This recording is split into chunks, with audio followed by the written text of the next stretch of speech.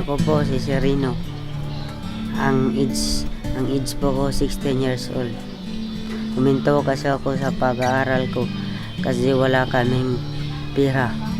Walang kaya ng aking mga magulang.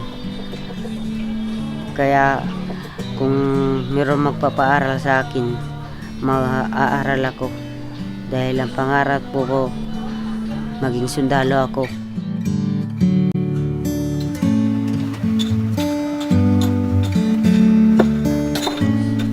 Ang trabaho po doon ko sa Tanil, nagdadragging po ako sa stock. Sa isang araw, 300 lang po ang aking makamit. At pumunta pa ako ng bayan. Bumili pa ako doon ng pagkain para mayroong makakain ng aking kapatid.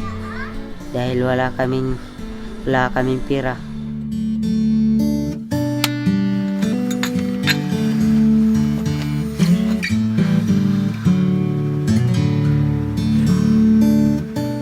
May magagawa pa tayo.